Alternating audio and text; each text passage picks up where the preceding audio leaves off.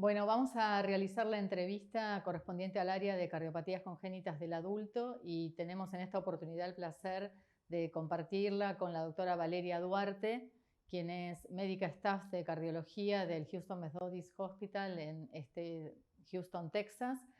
La doctora Duarte ha hecho cardiología clínica en la Cleveland Clinic y no menos después una formación en cardiopatías congénitas del adulto en el Boston Hospital, y sus temas de interés en la práctica y en la investigación son las imágenes en cardiopatías congénitas y el tema que hoy nos convoca, que son las cardiopatías en el embarazo y específicamente las cardiopatías congénitas. Así que es un gusto. Gracias, Valeria. Bueno, muchas gracias. Muchas gracias, doctora Elizari, doctora Riznik, por la invitación. La verdad es un placer y un privilegio. Y es un gusto compartir esta discusión de este tema tan relevante en nuestra práctica contemporánea. Bueno, hoy Buenísimo. Bueno, ahora ya te escuchamos para que nos muestres la presentación que seguro nos va a dar muchos datos interesantes. Perfecto, muchas gracias. Bueno, hoy vamos a discutir enfermedad cardiovascular y embarazo, que es un tema más y más relevante, sobre todo para nosotros que cuidamos a pacientes con cardiopatías congénitas que ahora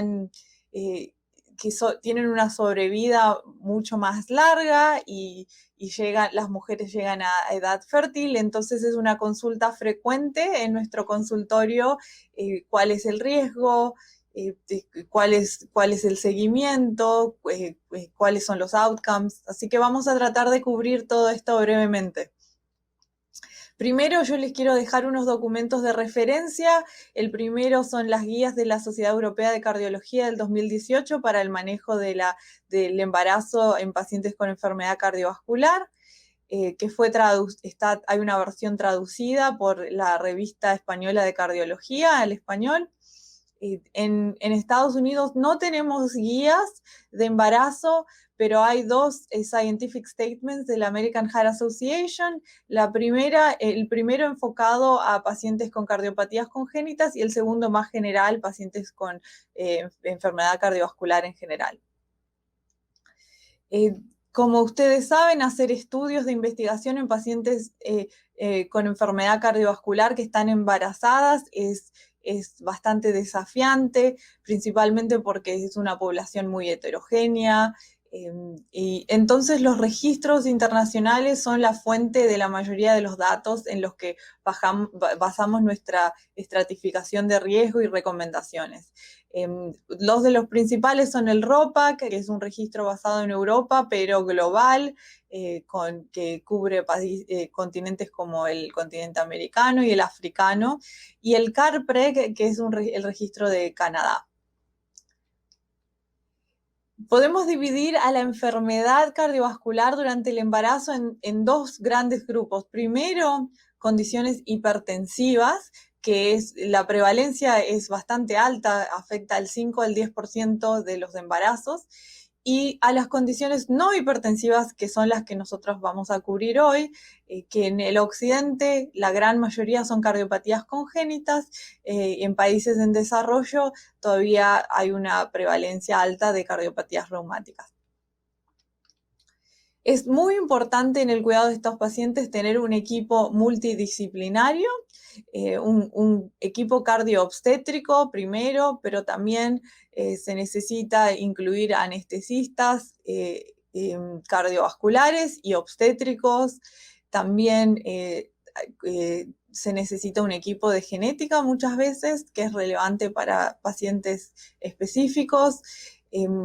A veces un equipo de cirugía cardiovascular que esté listo principalmente para discusiones de alto riesgo. El equipo se tiene que reunir varias veces, primero en pacientes de alto riesgo, preconcepción, después colaborar en el monitoreo durante el embarazo y después, muy importante, discutir el plan de parto, que es una parte crucial, y también el seguimiento postparto y la estratificación de riesgo después del parto también es muy importante. Para estratificar el riesgo existen varias clasificaciones. La primera es la clasificación de la Organización Mundial de la Salud, que es la que tiene más valor predictivo, entonces es la que las guías recomiendan utilizar. Nosotros usamos todas las disponibles, vamos a ver con ejemplos muy claros que hay pacientes que no encajan en ninguna clasificación, entonces a veces ayuda clasificarlos con los distintos criterios e individualizar el cuidado en base a eso. La Organización Mundial de la Salud divide a las pacientes en 5 grupos de riesgo y como ven acá en el margen inferior, lo más importante en esta división es la tasa de eventos cardíacos maternos, que va del 2,5 al 5% en el grupo de riesgo 1 y del 40 al 100% en el grupo de riesgo 4.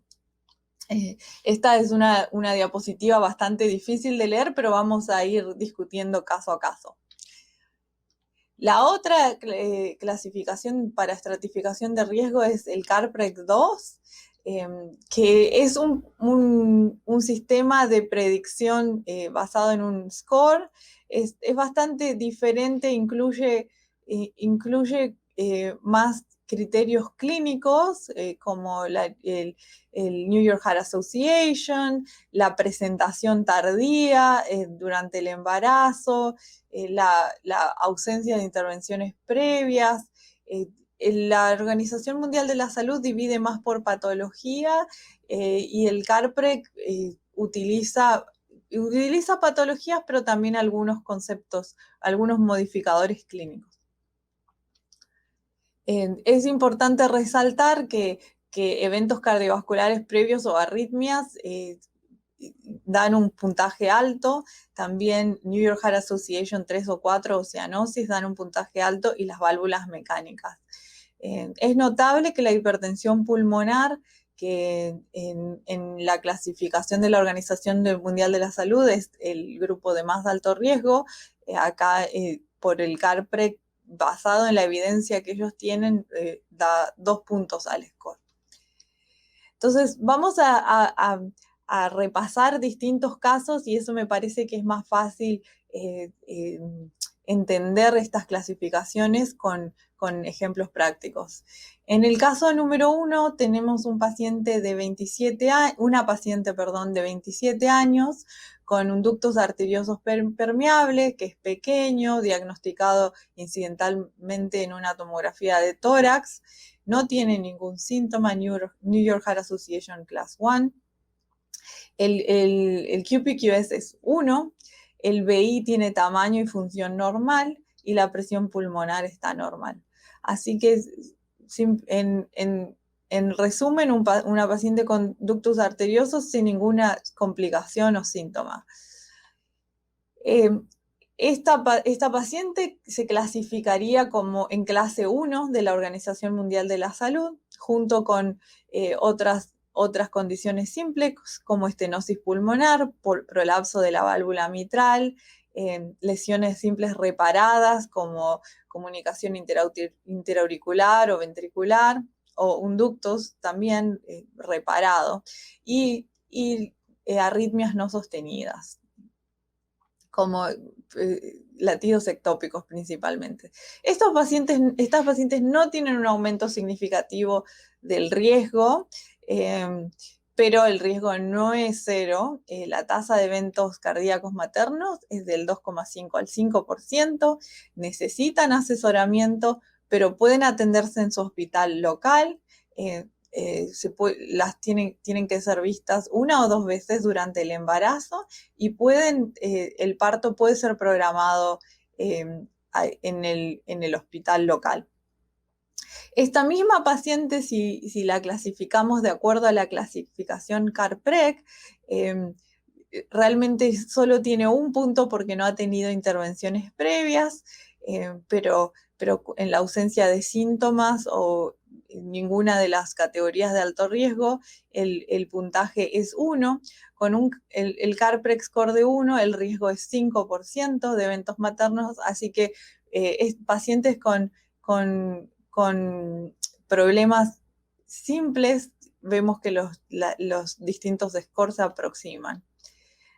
Ahora podemos discutir un segundo caso, que es una paciente de 22 años con tetralogía de Fallot reparada a los 8 meses de edad, o sea que temprano, sin síntomas, New York Heart Association Class 1, ha tenido una resonancia cardíaca que mostró regurgitación pulmonar moderada, dilatación leve del ventrículo derecho con función preservada.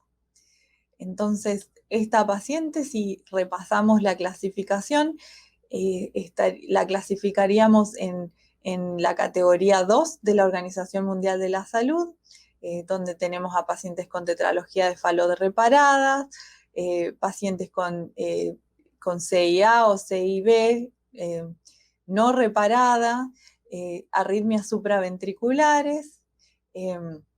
Estos pacientes sí tienen un aumento pequeño en el riesgo de mortalidad materna y aumento moderado en el riesgo de morbilidad. La tasa de eventos cardíacos es del 5.7 al 10.5% por esta clasificación. Necesitan asesoramiento, pero se pueden atender en el hospital local siempre y cuando sean evaluadas una vez por trimestre, y el parto puede ser en el hospital local. Si miramos a intentamos clasificar a esta paciente por la clasificación CARPREG, tenemos el puntaje es diferente porque la tetralogía de Fallot no está incluida en este score. Ella ha tenido una intervención, vino tempranamente al embarazo y tiene función ventricular preservada y sin síntomas y sin arritmias. Con lo cual vemos la primer discrepancia en estos casos. Y van a ver que en los extremos, bajo riesgo, muy bajo riesgo y muy alto riesgo, las clasificaciones son similares, pero en los grises es donde, en las zonas intermedias es donde hay discrepancias. Entonces siempre una combinación ayuda. Entonces seguimos con el ejemplo 3, es una paciente de 31 años con miocardiopatía no compactada, fracción de eyección del ventrículo izquierdo del 50%, o sea, muy borderline, sin síntomas, que viene a la consulta y quiere saber cuál es el riesgo. Entonces, esta paciente, de acuerdo a las distintas clasificaciones, tiene distintos puntajes. La función del BI es lo más importante.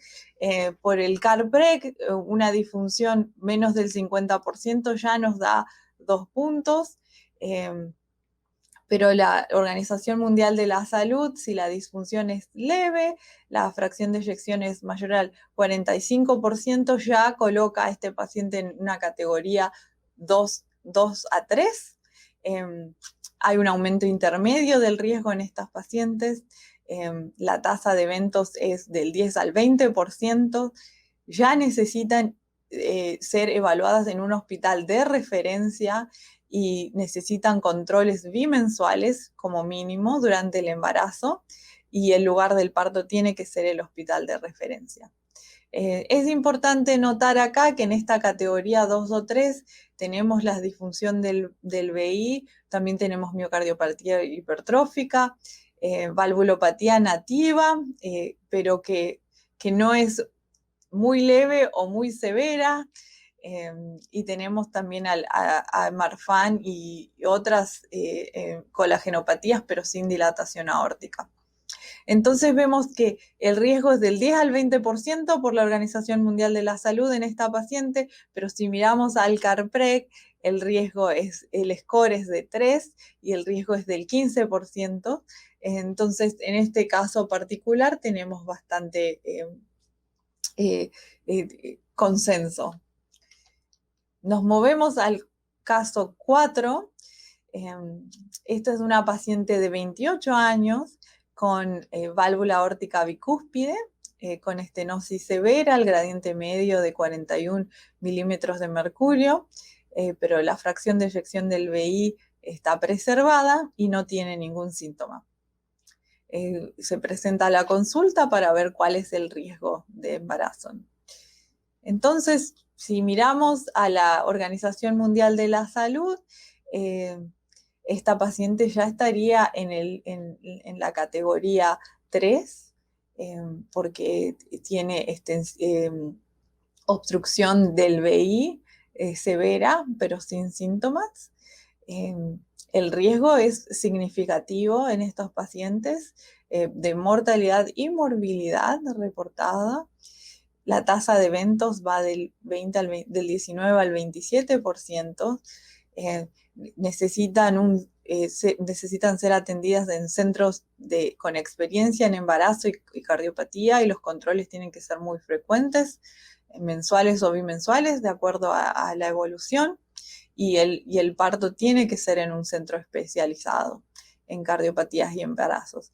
Pero si miramos al CARPREG, esta paciente tiene el mismo score que la anterior, o sea, un riesgo del 15%, entonces otra vez vemos discrepancias en las zonas intermedias. Por eso siempre es bueno, si bien las guías recomiendan basarse en la Organización Mundial de la Salud, es bueno combinar los scores, y especialmente si los scores incluyen algo particular a nuestra paciente que el otro score no incluye. Vamos al anteúltimo caso, una paciente de 24 años con hipertensión pulmonar idiopática severa, con síntomas, con New York Heart Association Class 3, que se presenta a la consulta con función preservada del ventrículo derecho y quiere saber cuál es el riesgo del embarazo. Entonces, si revisamos la Organización Mundial de la Salud, esta paciente estaría en el grupo de más alto riesgo, el grupo 4. En este grupo tenemos hipertensión arterial pulmonar, pero también tenemos disfunción del VI severa, con fracción de eyección menor al 30%. Tenemos pacientes con miocardiopatía periparto, con cualquier deterioro residual de la función del VI, estenosis mitral grave, estenosis aórtica severa sintomática. Los síntomas son los que clasifican a estenosis aórtica entre 3 y 4. Y también ventrículo derecho sistémico y con función moderada o severamente deprimida. Y ahí tenemos también a las aortopatías con dilatación significativa. En este grupo de pacientes el riesgo es muy alto, y en general el embarazo está contraindicado.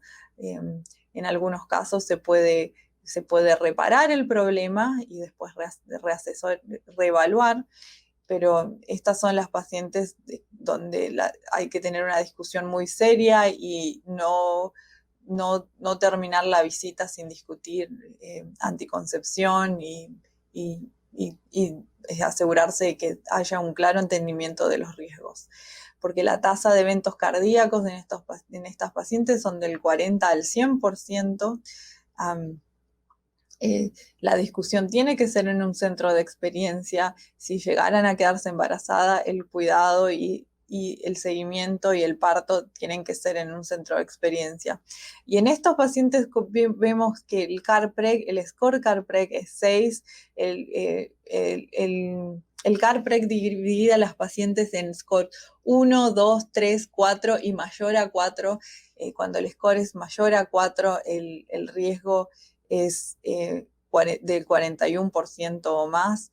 Y ahí vemos que en los extremos hay menos discrepancia que en las patologías intermedias. Vamos a un último ejemplo, una paciente de 22 años, primer embarazo, estenosis mitral moderada y también insuficiencia mitral moderada de etiología reumática. tuvo una arritmia, una aleteo auricular que resolvió con cardioversión, tiene hipertensión pulmonar leve y tiene síntomas New York Heart Association Class 2.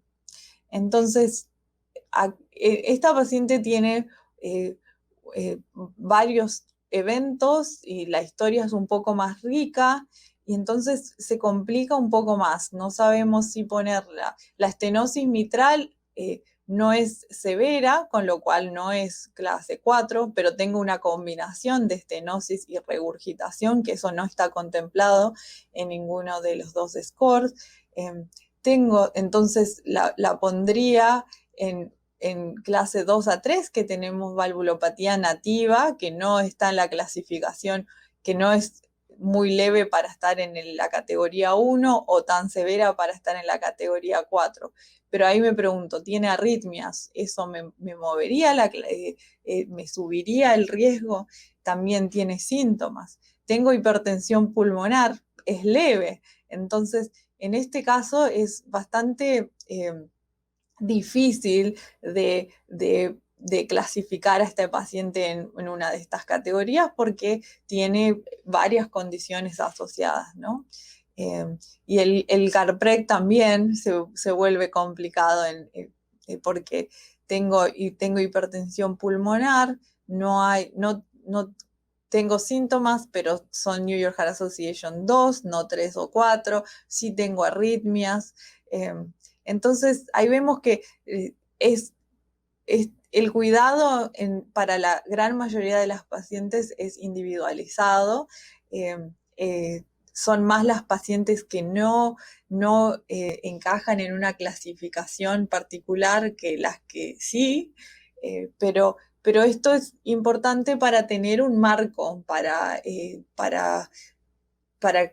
pensar y discutir el riesgo, porque hay mucho interés por parte de las pacientes, por supuesto, de escuchar un porcentaje y un riesgo, porque es una decisión muy importante en sus vidas, ¿no? Entonces, yo en general lo que trato de hacer es ser muy transparente y comunicar lo que yo veo, qué condiciones aumentan el riesgo, qué modificadores hay que tener en cuenta, por qué, si bien ellas pueden estar en una categoría, por qué quizás el riesgo es un poco más alto.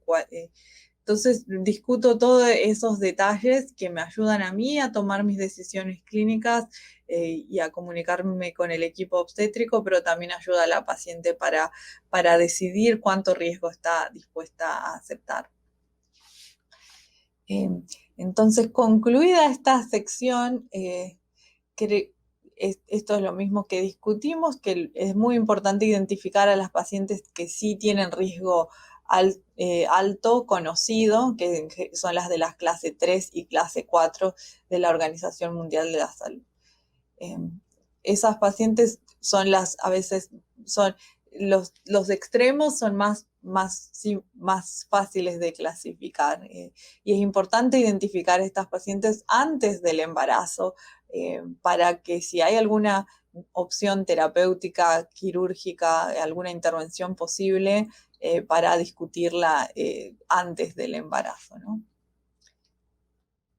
Bueno, y creo que concluido con esto, Laura tiene algunas preguntas frecuentes que quisiera discutir, ¿no? Bueno, Valeria, muchas gracias por la presentación. Sí, quizás cuando uno está en el consultorio, una de las cosas que más nos hace pensar y sobre todo que pone muy ansiosas a las pacientes que ya están embarazadas es cómo va a ser la finalización del parto. Quieren saber si van a poder ir a parto vaginal, si van a necesitar una cesárea. Entonces, lo que te queríamos preguntar es cómo abordás vos esta decisión y qué tenés en cuenta. Bueno, sí, esa es una pregunta súper frecuente. Es una de las primeras cosas que preguntan las pacientes y también nuestros colegas, los obstetras, ¿no? En líneas generales, nosotros recomendamos parto vaginal en la mayoría de los casos. La mayoría de las pacientes puede tener un parto vaginal con menos complicaciones que una cesárea. Y vamos a discutir por qué. La cesárea tiene riesgos de infección, aumenta el riesgo de trombosis porque es una intervención quirúrgica y hay mayor pérdida sanguínea materna, ¿no? En la cesárea el estimado es de 1000 mililitros versus 500 mililitros en un parto vaginal, con lo cual es raramente la indicación de cesárea es cardiovascular.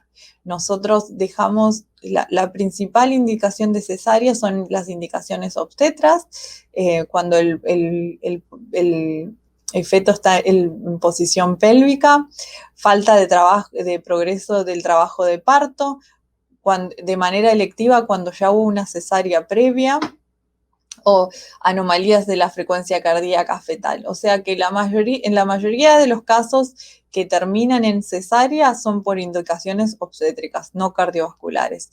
Las indicaciones cardiovasculares de cesárea son pacientes que están muy descompensadas, en las que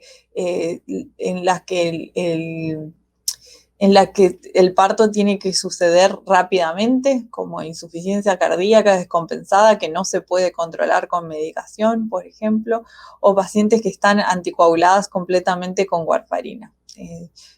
Que eso también sucede porque van a ver que el manejo de la anticoagulación es bastante desafiante durante el embarazo, y a veces, a pesar de que la warfarina se cambia a heparina de bajo peso molecular a las 32 semanas, más o menos, el parto pretérmino es bastante frecuente en pacientes con enfermedad cardiovascular, con lo cual a veces llega una paciente en trabajo de parto cuando aún está en warfarina, y en esos casos sí la cesárea está indicada. ¿Eso responde la pregunta, Laura?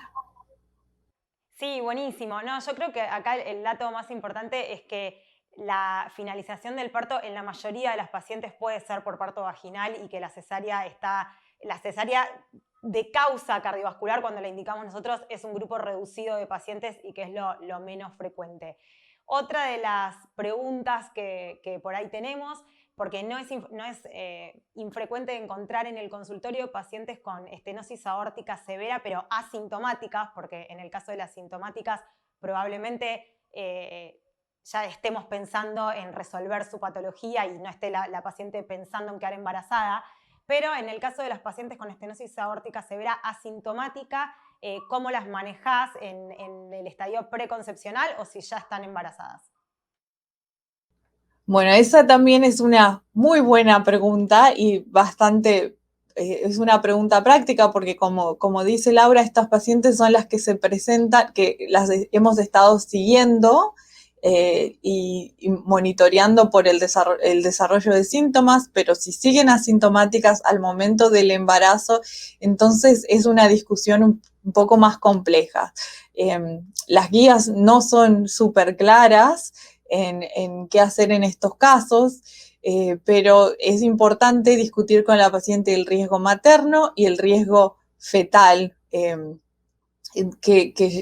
que tendría un embarazo y un parto en estas circunstancias hemodinámicas, ¿no? Entonces, esto nos vuelve a la clasificación de la Organización Mundial de la Salud. Las pacientes con estenosis aórtica asintomática son consideradas en categoría de riesgo 3, con una tasa de eventos cardíacos maternos del 19 al 27%.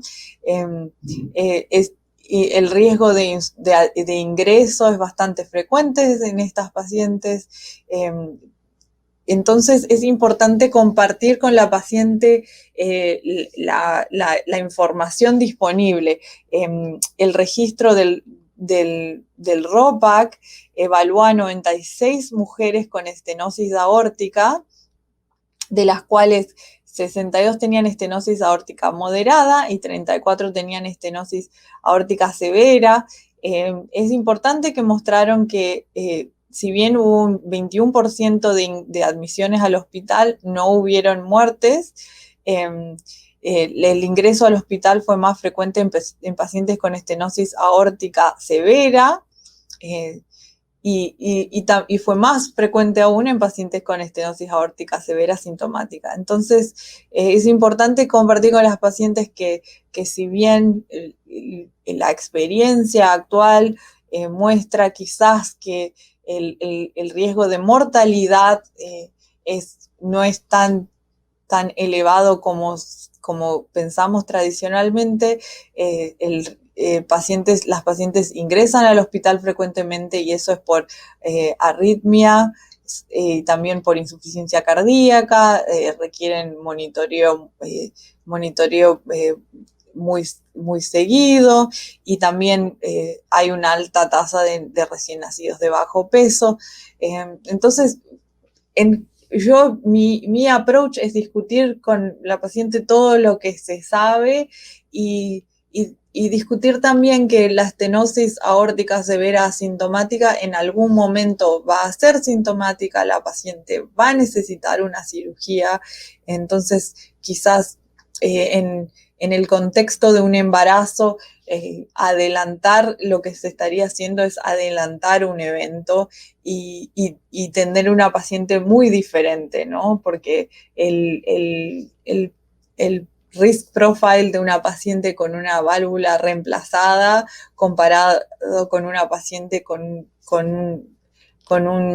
una estenosis aórtica severa es muy diferente. Entonces, al discutir esas cosas con las pacientes, en mi experiencia, en general, prefieren reemplazar la válvula en preparación para el embarazo.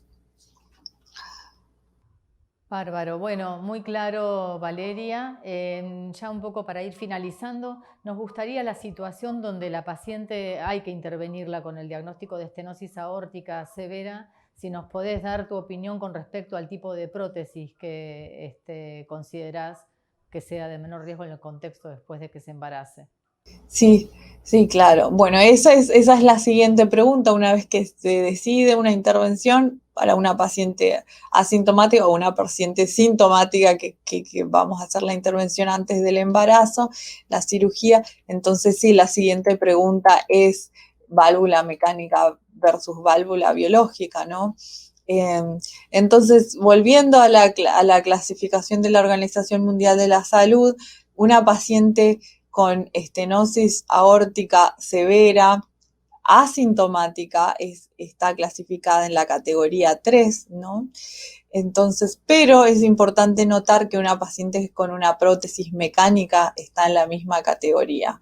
Entonces, es difícil recomendar a una paciente una intervención quirúrgica que la va a dejar en la misma categoría de riesgo. Y la razón por qué la prótesis mecánica aumenta el riesgo es por la complejidad de la anticoagulación y los riesgos de sangrado tanto para la madre como para el feto.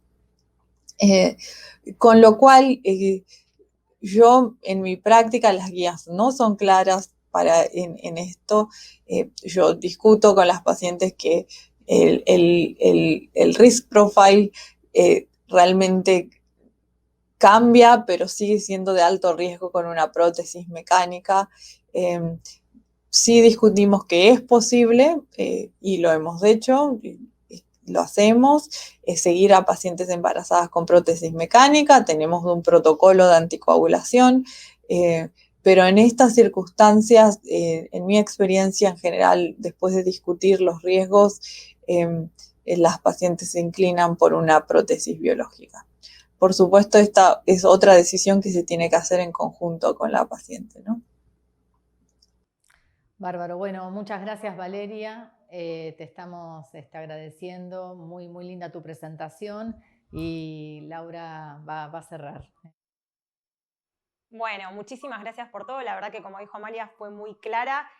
Un honor que hayas podido compartir tu experiencia con nosotras. Y bueno, te esperamos para una próxima charla para que nos sigas transmitiendo toda tu experiencia y tu conocimiento. Muchísimas gracias. Muchas gracias, un gusto y un placer. La verdad siempre disfruto mucho hacer un intercambio de experiencias con ustedes.